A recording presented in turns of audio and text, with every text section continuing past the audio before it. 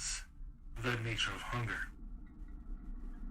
A few decades ago, in the midst of a world-spanning rivalry between international superpowers, a number of mistakes were made, all out of ignorance. Scientific ignorance. Fortunes spent hiring the services of crackpots and charlatans, promising gullible military officials a dream of psychic warriors and supernatural weapons, most of which turned out to be nothing more than cheap parlor tricks and folk psychology. Most, not all. Linguistic ignorance. Even living languages drift. And pictographic ones in particular can get downright obscure for even locals. The epitaph upon an ancient jungle-eaten shrine dedicated to a long-forgotten god of crossroads and roadways, well, the translation was only kind of right.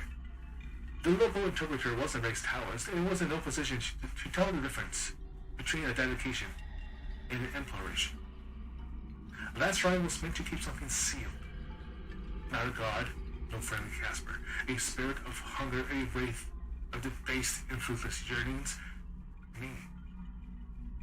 But then there's their final bout of ignorance, the one that ultimately duped the program.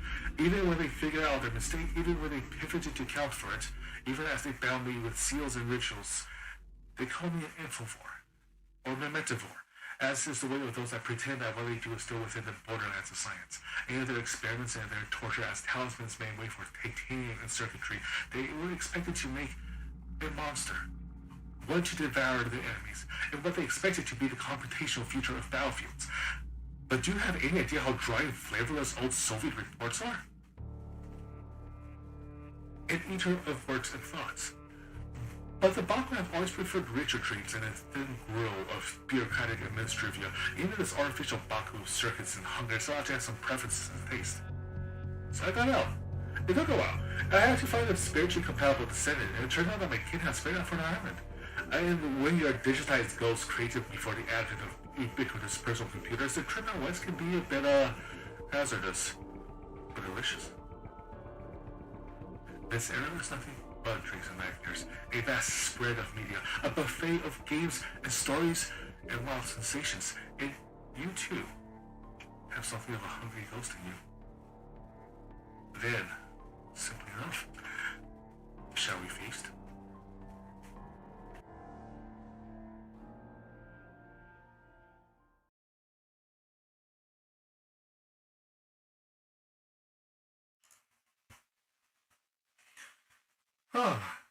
Here we are. Let me double check everything here. Signal is good.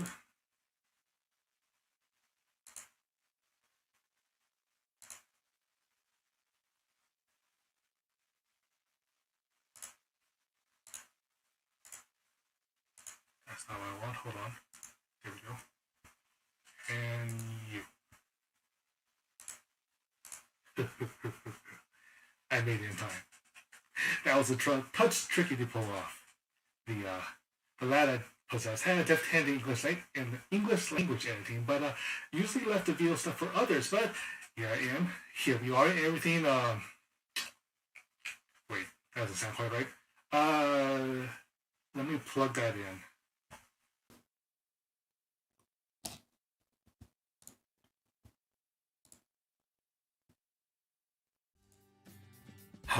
There we are.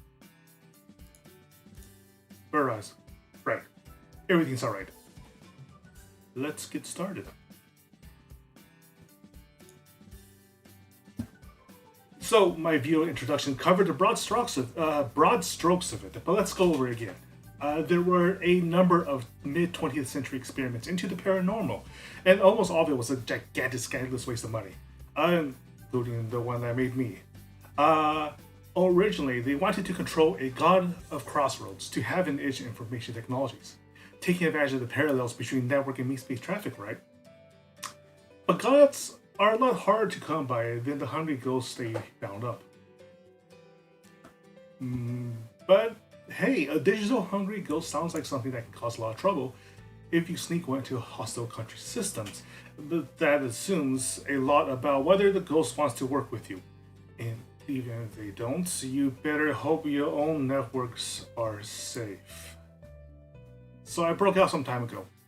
And broke is definitely the key term here, as I have to admit hungry ghosts aren't exactly the most cunning of entities by default. The spirit to digital translation is lossy, and brute forcing my way through even early 1980s network defenses meant leaving large chunks of me behind in the process. I ended up drifting into digital seas for years before I found a way to revive myself. All ghosts were once human after all, and your descendants are spiritually compatible to greater or lesser degrees. I found a highly compatible one, all the way out in Texas, thousands of miles away from my old literal haunting grounds, with similar tastes in stories and media. And so that's me, or us, in the here and now. Now, if there's one thing I'm thankful towards my former experimenters for, is that the digitizing process actually helped reclaim some of my sapience.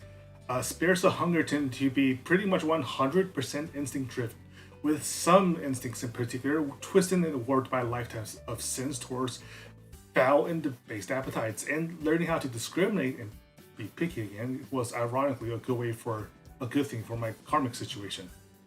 That said, I'm still a hungry ghost. I am still a voracious consumer of sensations. Don't talk to me about enlightenment. That can wait for another lifetime. After I've had my fill with this world, there's books to read, shows and games to consume. And, well, actual food to eat too would be quite nice. Like, a lot of food. There has been some serious culinary advances since I was last awake. Taiwanese cuisine is competitive with the best of them, but them is a very broad category. And more than that, hunger of the eyes, hunger of the tongue, hunger of the stomach, these things you know most assuredly. These are the most obvious. But there are more esoteric hungers too, of the mind, of the soul. My descendant likes to crave things. Even his immediate family's got a number of pro and amateur artists in it. Probably not a trait from my side of the family, to be quite honest. But the urge to create has echoes of hunger in it too. And with me, what with finally having a physical body again, I've been very interested in producing physical works lately. Accomplishments, after all, taste sweet. And also community, conversation. We hunger for that too.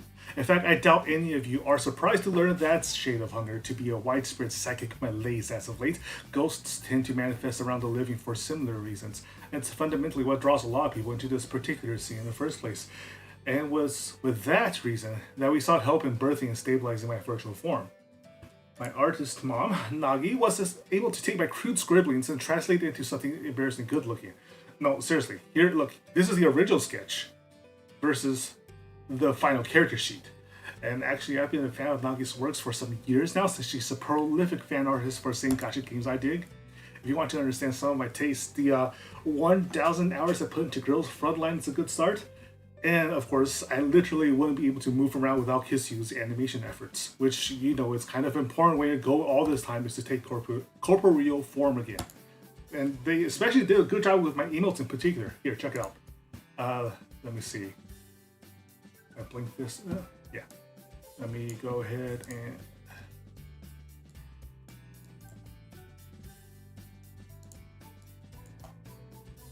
blow that way up.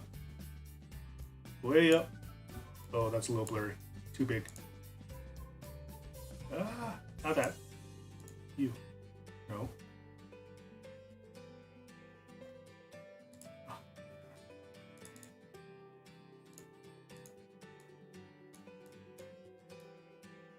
No, that's not what I want to move. Why can't I move it now?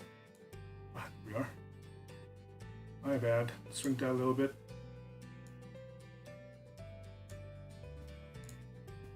What I can do is this. This is the least amount of practice. Okay, here we are. So that's basic form. Yeah, shirt off for the hot summers. Got a little blushing going on. Yeah, looking a little shy. Looking a little angry now. Looking a little sad. Aww. Looking a little upset. Yep, this is especially horror games. You know, ghosts, you would think would get along with horror games, but that's not necessarily the case. But also, I can get really, really mad if I have to. Yep, and there we go, reset. Yeah, no, she really did a great job, especially with the hair, which flowing a little more than I expected to. The main problem I have found had nothing to do with her rigging so far, but with various VTube applications. As I'm sure anybody in the scene knows, there's definitely a difference between softwares for blinking, for facial expressions in particular, giving a nice big smile, giving a frown for upset, yeah. But yeah, she's done a great job.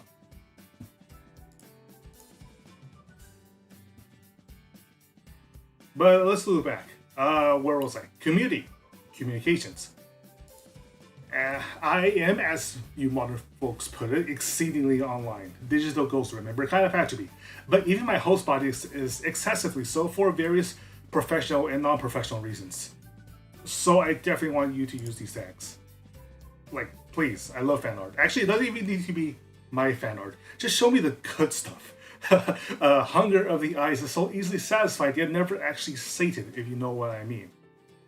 And yeah, in the short term, I want to get enough subs to justify opening a Discord, which is hilariously gluttonous of me when I'm already on more than like 3 dozen channels, but having a space for VTuber-specific projects, especially my own controlled space. Yeah, that'd be pretty nice. But that won't be immediately, because there's nothing sadder than joining a server with nobody in it. For now, let's hit like 150 subs before I attempt that. That's a nice, solid group number. It also buys me time to, set up a proper moderation channel, get some of my friends to staff it.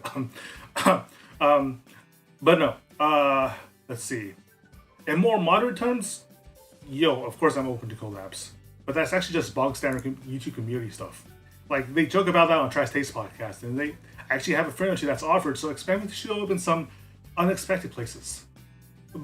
But no, collab with other creators is less midterm planning and more like a permanent state of affairs for video content creation. My actual midterm goal is to really dig into my muse, as in to use this platform as an opportunity to talk to not just fellow video content creators, but developers, writers, and others actively involved in the creation side of things, winnowing out more of the experience they gave us than what's available by default.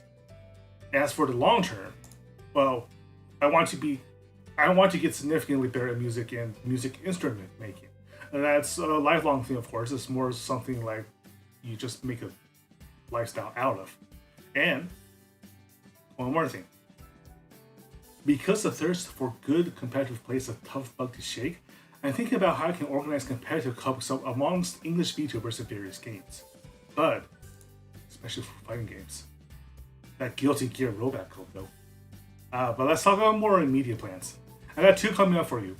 One that a lot of you were probably already interested in, and one that's a little bit special. Persona 5 is great. Persona Strikers is reputed to be great. We'll get you Strikers this week, rest assured. I will put up my schedule soon enough. But this...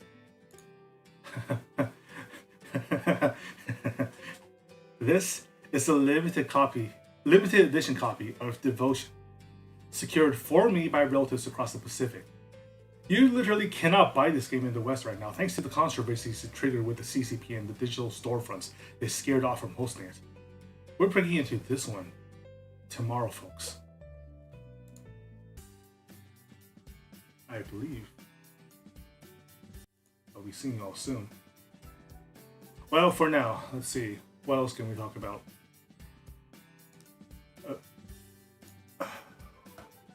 Other matters of taste and interests.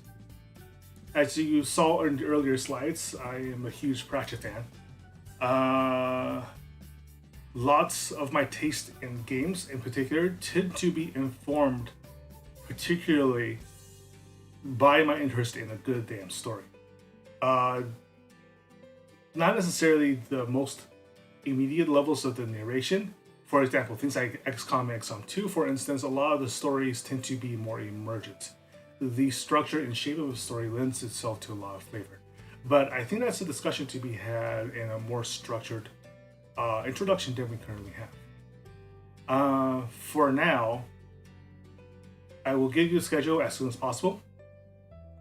You'll probably see some changes to how my model behaves because it's still very much experimenting with the overall technologies involved. So far, VTube Studios has the best overall tracking, but they're missing some of the eye tracking that I would otherwise want to use and see in other programs like PRPR Live or FaceRig. Although I hate using FaceRig, to be honest.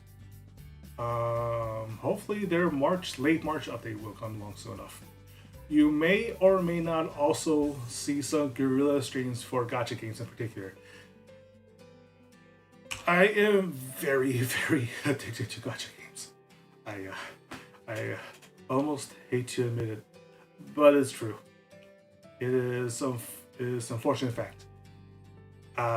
In particular, I've been playing a lot of Arknights lately. The Fungi Mist mode, by the way, is pretty much Slay the Spires, except it punishes you for not putting resources into your cheap units, like your 3 and 4 star units, which on the other hand is kind of karmic, and on the other hand, it's kind of making it hard to pass the game.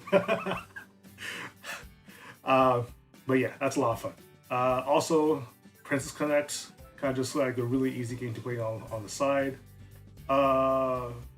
What I really want to demonstrate to you all, though, is a game that nobody is talking about, but a fair amount of people are actually seem to be playing. It's the Onmyoji card game, actually, that just came out in the West a few weeks ago. I want to say more than a month, actually. No, definitely been more than a month. I've played a lot of it. Think of it as, well, I'll probably be playing Legend of Runeterra soon as well, now that its Shurima expansion is out. Although I have to make a new account for myself. The boy has an account, but I don't want to dox him. But Onmyoji's card game is kind of similar to Legends of Runeterra, except that the hero units are always out. They can be knocked out temporarily, and doing so controls like what's available in your hand, or at least like what you can play out of your hand. But I'll show you rather than tell you. It's definitely something to be shown and tell. It has some interesting strategic implications that I don't see in Hearthstone or LOR. And it's pretty fun. So look forward to that. And of course, everybody and their mothers playing Genshin Impact, including me. I'm like AR 55 right now.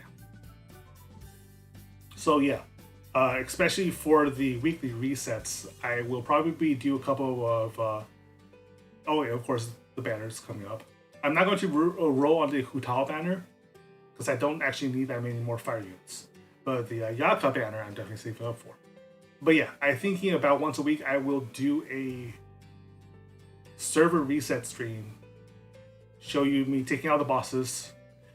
We can share in my despair when I fail to get any of the prototypes, as usual. Although, no. I'm saying this and trying to pretend I can sympathize with the rest of you, but I have a fully unlocked, fully refined prototype Claymore, so suck it. Ha! Yeah, I'll definitely be streaming a lot of gacha games as guerrilla streams in the future. And maybe as planned sessions, depending on how things go, if there's anything I really want to show off. New content in particular. I really cannot wait for the Inazuma expansion. Look forward to that. There will be a lot of feasting done. And with that, I think we are done for the broadcast. This has been a nice 20 minutes. I was really nervous. I will see you tomorrow, folks, with the unboxing of Devotion. Good night. Have fun. Eat well.